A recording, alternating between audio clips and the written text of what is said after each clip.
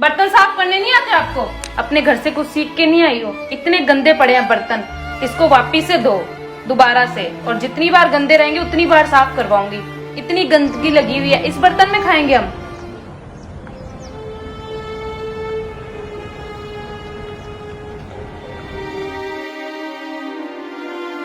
अच्छा वीरू सुनो, तुम्हें एक बात बतानी थी। अभी लॉकडाउन हो गया तो मम्मी हमारे साथ ही रहेंगे, तो शायद शाम तक मम्मी आ जाएंगे। मम्मी का तुम अच्छे से ध्यान रखना। मुझे शायद 10-15 दिन लग जाएंगे वापस आने में, तो तुम अपना और मम्मी का अच्छे से ध्यान रखना, ठीक है? बाय।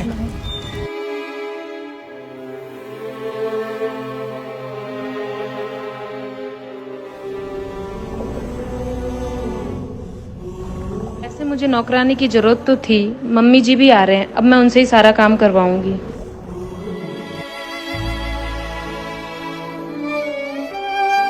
काम पड़ा इतना सारा और बैठ के आराम से टीवी देख रही हो। पता नहीं इतने सारे बर्तन पड़े हैं, कौन धोएगा वो? चुपचाप जाके बर्तन धो, टीवी बाद में देखना।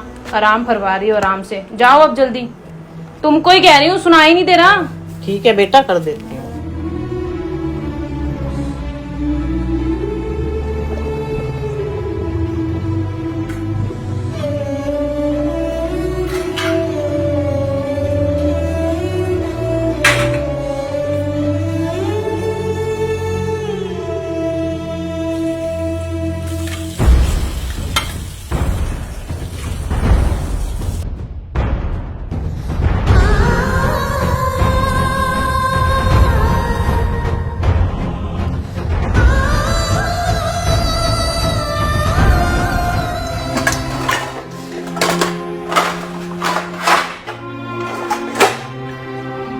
मम्मी जी, मम्मी जी, मम्मी जी, आपको सुनाई नहीं दे रहा क्या?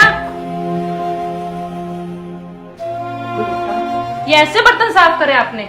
इतने गंदे बर्तन साफ करने नहीं आते आपको? अपने घर से कुछ सीख के नहीं आई हो? इतने गंदे पड़े हैं बर्तन, इसको वापिस से धो दोबारा से, और जितनी बार गंदे रहेंगे उतनी बार साफ करवाऊंगी। इतनी गंदगी लगी हुई है, इस बर्तन में खाएंगे हम ऐसे? इसको अच्छे से साफ करो और जल्दी करना। और भी काम पड़े हैं, इसके बाद वो काम करने हैं, खाली इसमें ही मत लगे रहना। खाली बैठे खाली खिला लो, टीवी दिखा लो, बस और कुछ काम नहीं आता तुमको सोने के अलावा। जल्दी से करो, उसके बाद पोछा भी लगाना है, कपड़े भी धोने हैं, सब कुछ करना है तुम्हें। अच्छा बेटा, वापिस से साफ कर दूंगी। जल्दी करो। हाँ बेटा, कर दूंगी।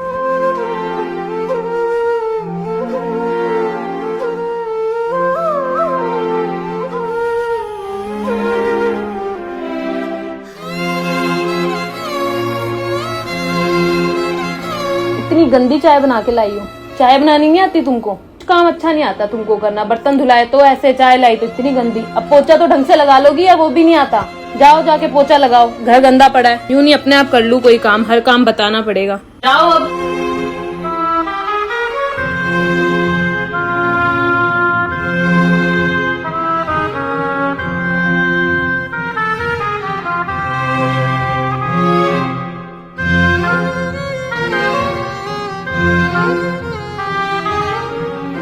मम्मी जी, वहाँ पीछे भी लगाओ ढंग से, देख नहीं रहा पीछे से इतना गंदा पड़ा है?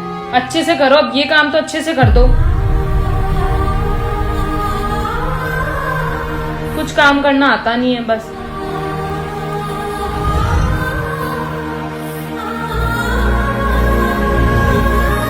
बहुत सारे ऐसे लोग होते हैं जो अपने पेरेंट्स को बस सिर्फ बोझ समझते हैं, उनसे घर का काम करवाते हैं, उन्हें मारते हैं, उन्हें नीचा दिखाते हैं, लेकिन फिर भी वो आपका काम करते हैं। क्यों?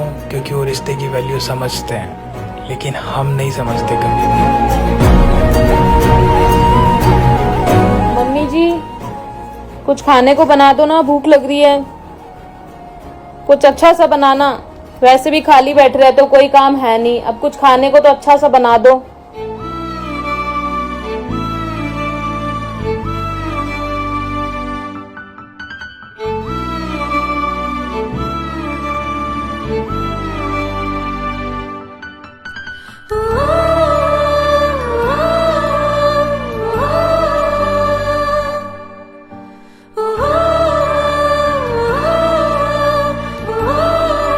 धीरे धीरे मम्मी की तबीयत बहुत ज़्यादा ख़राब हो गई, लेकिन वो फिर भी अपना सारा काम खुद करते थे, किसी की मदद नहीं लेते थे।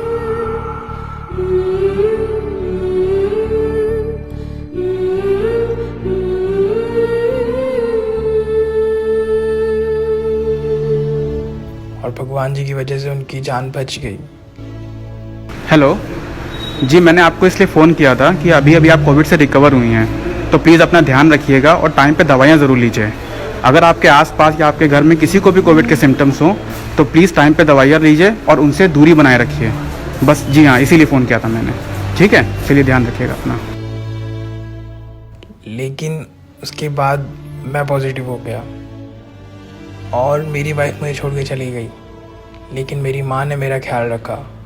उन्हें यह बात पता थी कि अगर वो फिर से पॉजिटिव हुए तो उनकी जान को खतरा हो सकता है। उसकी परवाह किए बिना उन्होंने मेरा ध्यान रखा।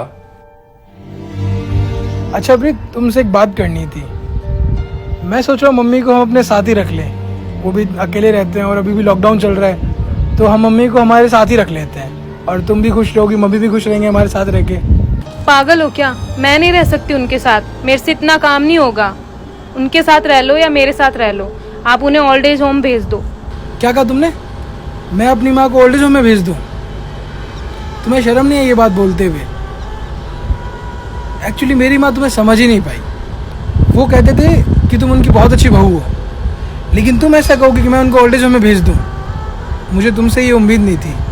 तुम्हें पता भी एक माँ का प्यार क्या होता है, एक माँ का दर्द क्या होता है? वो अपने बच्चे को 9 महीने तक अपने कोख में रखती है, कितना दर्द होता है उनको।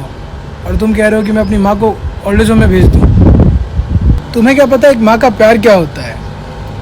खुद भूखे पेट रहकर अपने बच्चों का पेट भरती है, खुद ना सोकर अपने बच्चों को अच्छी नींद देती है, खुद काम करके अपने बच्चों को अच्छी ज़िंदगी देती है।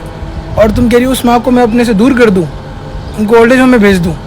पता है तुम्हें ये सब चीज़ें समझ नहीं आएगी, क्योंकि तुम अभी माँ नहीं बनी हो ना। जब तुम माँ बनोगी तब तुम्हें पता चलेगा कि एक माँ का प्यार क्या होता है, एक माँ को दर्द कितना होता है जब उसको अपने बच्चे से दूर करते हैं। मैं सोचता था कि अगर तुम्हारे भरोसे मैं अपनी मम्मी को छोड़ के जाऊँगा तो तुम उनका ख्याल रखोगी। मुझे नहीं पता था तुम मम्मी के साथ इतना बुरा करोगी। जब मैं प्रॉब्लम में था, बीमार था, तब तो तुम तो छोड़ के चली गई थी, लेकिन मेरा ख्याल मेरी मम्मी ने रखा था, अपनी जान की परवाह किए बिना। तुमने एक बार भी मुझसे नहीं पूछा कि ठीक हो या नहीं हो। जैसे मैं ठीक हुआ तुम वापस आ गई। मेरी माँ मेरे साथ थी। मैं उनके लिए तुम्हें छोड़ सकता हूँ, लेकिन तुम्हारे लिए उन्हें कभी नहीं छोड़ सकता, क्योंकि ऐसी माँ है ना, बहुत मुश्किल से मिलती है। तुम्हें समझ नहीं आएगी ये बातें। पता है माँ का प्यार बहुत कम लोगों को नसीब होता है। हम लोगों को हुआ है और हम लोग उनकी कदर नहीं कर रहे। हम लोग उन्हें ढंग से खाना नहीं देते, हम उनकी केयर नहीं करते, जबकि बचपन में हमारी मम्मी हमारा कितना ख्याल रखती है, बिना कहे हमें सब कुछ दे देती है। लेकिन हम अपनी माँ को प्यार तो दूर की बात है, हम उन्हें साथ भी रख नहीं पाते। लेकिन तुम्हें पता आज के टाइम में क्या हो रहा है? तुम जैसी कुछ औरतों की वजह से हम अपनी माँ को प्यार तो नहीं दे पाते, प्यार तो दूर की बात है, हम उन्हें साथ रख नहीं पाते। तुम जैसे कुछ औरतों की वजह से, तुम जैसी कुछ औरतें ना अपना ही घर खराब कर देती है, बर्बाद कर देती है, अपने बच्चों को अपने पेरेंट्स से अलग कर देती है, जबकि यही टाइम होता है कि हम अपनी मम्मी की केयर कर सके। बचपन में वो हमारा इतना ध्यान रखते हैं। बचपन में जब भी हमें एक खरोच लगती थी ना, तो मम्मी को बहुत दर्द होता था, और आज हम उसी माँ को हमसे दूर कर दे, वो भी तुम्हारे कहने पर, ये पॉसिबल नहीं है। वैसे एक बात बताना, तुम अपनी माँ की कदर करती हो? हाँ करती हूँ। क्यों करती हो? क्योंकि वो मेरी माँ है। अच्छा, वो तुम्हारी माँ है, तो फिर तुम अपनी सास की कदर क्यों नहीं करती? वो भी तो तुम्हारी माँ है ना। सच बताओ ना, तुम जैसी कुछ लड़कियां अपनी सास को कभी भी अपनी माँ नहीं समझ सकती है, और इसी वजह से काफी घर टूट जाते हैं, बिखर जाते हैं। बच्चे अपनी मम्मी को खुद से दूर कर देते हैं और माँ बाप बच्चों से दूर हो जाते हैं, सिर्फ तुम जैसे कुछ औरतों की वजह से।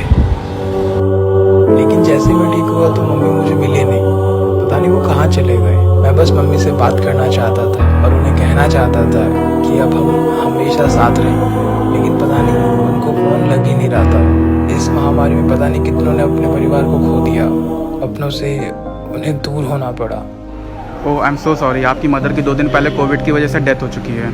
जी हमने उनको पहले भी समझाया था कि उनका इन्फेक्शन बढ़ सकता है, लेकिन इस बार वही हुआ, उनका इन्फेक्शन बढ़ गया और हम उनको बचा नहीं सके। जी हाँ, हमने उनका गवर्नमेंट की गाइडलाइंस के अकॉर्डिंग उनका अंतिम संस्कार कर दिया है। जी हाँ। मैं कितना बदनसीब इंसान हूँ, मैं उन्हें लास्ट टाइम देख भी नहीं पाया, उन्हें ये बोल ही नहीं पाया कि मैं उनसे कितना प्यार करता हूँ। दुनिया में जीने से ज्यादा उलझन है माँ, तू है अमर का जहां।